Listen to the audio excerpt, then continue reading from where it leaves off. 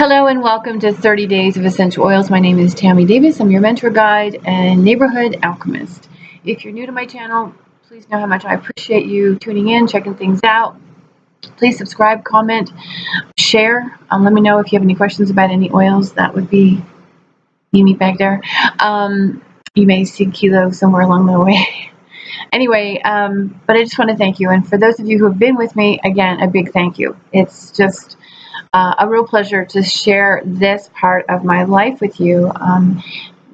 And just to be clear, what you're getting here is information on oils that does not necessarily come in a textbook or website kind of experience. This is my personal experience through research and study. Now this is research and study, yeah, right. Extensive research and application was what I wanted to say. I've been doing this for well over 30 years at this point. I have a background in pharmacology. I also have a background in the epigenome, the study of the epigenome, regarding plant constituents and their impact on human health as well as drug development. And their significance to that really plays into what I'm saying here, which is learning how to integrate. I was speaking with somebody just yesterday, and it's really learning how to integrate. We have a lot of really wonderful things available to us, but there's a lot of people taking medications on an ongoing basis. And learning how to blend all of this and understanding the nature of the oils is really what I aim to share. And besides doing these, I'm also writing about them in blogs. Those take a little bit longer to put together just because it's a lot of information. But I invite you to go check out 31 Days of Essential Oils. It's very detailed, technical, and at the same time, I hope kind of inspiring and supportive. So let me know if you have any questions about anything that I say along these lines. Today I want to talk about Ravenstara, otherwise known as whole leaf. Now, a couple days back, I actually did, we talked about Ravenstara, and pardon me, these are two very different oils, and basically what makes, well, they're just different. The only consistent constituent, say that 3 times fast, the only consistent constituent is sabine, or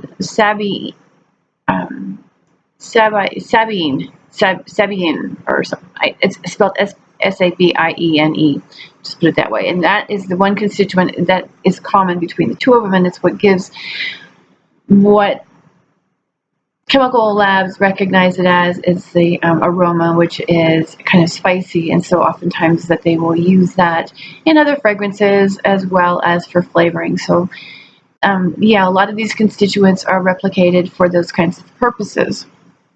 And so in this case, the sabine is the one primary same constituent. Here with Ravenstara, I'm going to call it whole leaf, I think, just to kind of make it a little bit clearer. With whole leaf, the primary constituent is 1,8-cyanol, which is also known as, pardon me, I have just got itchy, eucalyptol. Now, eucalyptol is what distinguishes eucalyptus. Okay, it's 1,8-cyanol, a.k.a. eucalyptol. There's a big problem, from what I understand, in Europe. I'm very cautious about what I say because I'm getting information just like you, which is via the internet. But there's a lot of information that's reporting that in Europe there's been issues with people, well, children more specifically, being basically poisoned by taking eucalyptus. And so this is one of the reasons why I really don't encourage the ingestion. In prior videos I've talked about it. You don't want to digest it and break it down any further because they are secondary metabolites. It used to be historically that people would say you don't want to take them internally because you don't know the quality of the oil, meaning if it's been adulterated with other chemicals and so forth, which is a valid point. And now we have a lot of companies coming out going, no, you can take ours internally because they're pure, they're clean. Don't do it, please. Please don't ingest the oils because of this very component, such as 1,8-cyanol. Essential oils even in the pure state, even in the natural, authentic, genuine state, have, and more specifically, have chemicals in them that are maybe natural to the oil, but yet they are potentially toxic. This is what eucalyptol is. It's potentially toxic in large amounts. So using it minimally with children on the skin is about the best you can do. Be taking this stuff internally. None of it should be taken internally because of the degree of ketones and phenols, otherwise known as mucolytics and so forth, that are potentially neurotoxic. There's a number of oils that we have along these lines, and maybe I should just do an entire video on that, or do a series on video, on oils that's exactly what we need to be looking out for. Because, I think about camphor, that's another one, potentially neurotoxic. So we have a number of constituents that are common in a lot of the oils, and so we want to be careful. And in the case of whole leaf, eucalyptol is the primary constituent in that one, which is what makes it exceptional for respiratory congestion. If you have a lot of buildup in the lungs, even upper respiratory, in the sinuses, whole leaf is really amazing with this, because it's, like I said, it's very similar to eucalyptus in the sense that it helps to break down the mucus and helps you get rid of it. But because it also has the sabaein in it, it makes it very antimicrobial, especially when it comes to fungal infections. But it does work on bacteria as well. So if it's a bacterial or a fungal issue that's going on, that's compounded, I should say, well, if it's congestion that's compounded by potential yeast in the system, then again, whole leaf is a really good choice. This would be also something you would want to use on a intermittent basis if you have histamine intolerance, because of its ability to break down mucus and help flush yeast. Because keep in mind, when histamine goes up, so does the yeast content in the body, and yeast can be found anywhere in the tissues. It's not just on the skin, or on the feet, or in the vaginal area, or in the mouth, and so forth. It can be in any tissue in the body.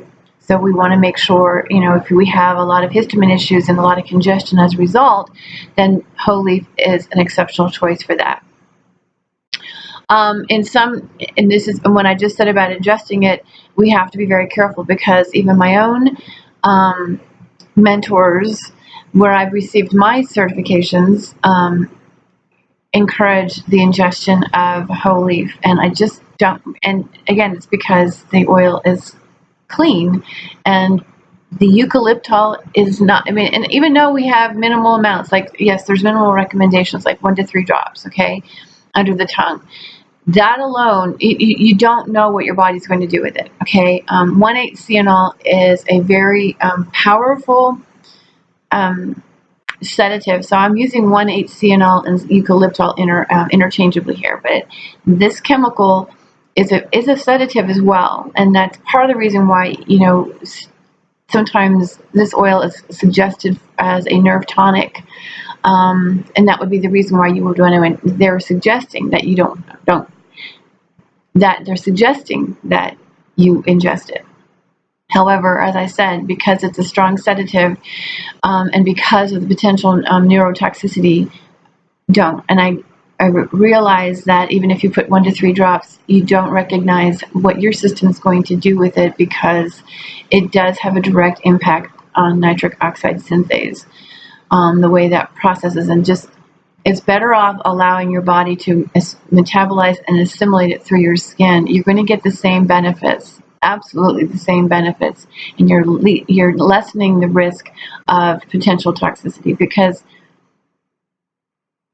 unfortunately, we have a thought process that if some's good, more is better. And if you're just counting drops this way, it's sometimes I've watched people do eye drops. They don't even know if they've got. I've watched people do that, and I've seen 2, 3, 4 drops go into somebody's eye before they actually feel it.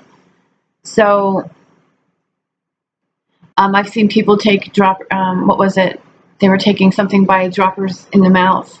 I was sitting with somebody the other day, and she was taking flower essences, and she was just she was saying she only needed to take 3 drops, but she kept squeezing, and I don't know how much she took.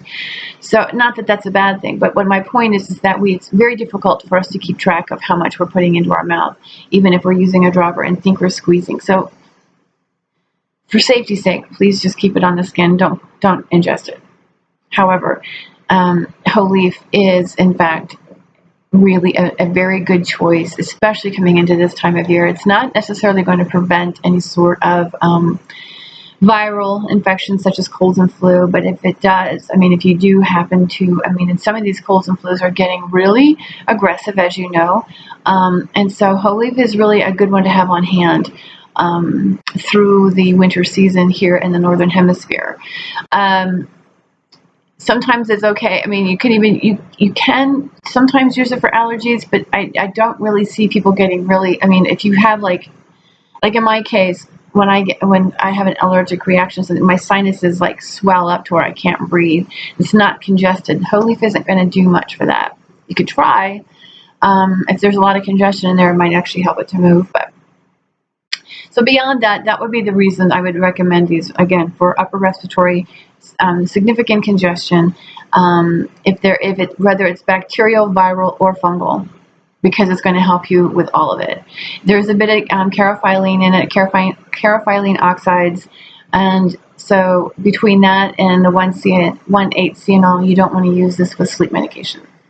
So if you have respiratory issues at night and you're taking sleep meds, then please don't use this oil.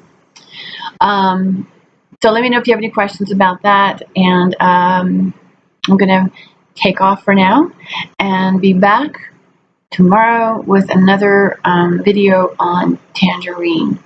Take care, you guys.